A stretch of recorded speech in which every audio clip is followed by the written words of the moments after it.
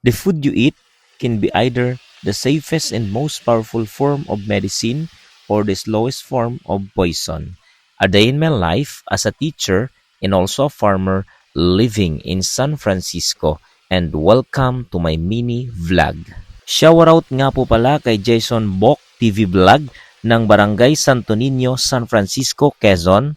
Gayon din kay Julius Alvarez Saldo at sa lahat ng mga taga-Maticol from Myla Atilio. For today's video, magluluto naman po tayo ng liver steak na request ni Mrs. Paule. Feeling chef na naman po tayo ngayon kahit hindi tayo magaling magluto, pero sarap na dito si Mrs. kaya go lang ng go. Konting kaalaman po muna tayo habang nagluluto. Alam nyo ba na ang atay ay mayaman rin sa iron? Maaring ito man ay atay ng baboy, ng baka o ng manok.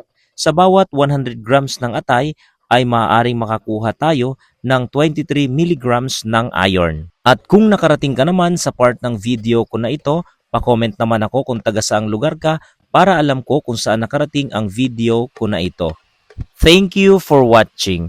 Please follow, like, and share for more videos.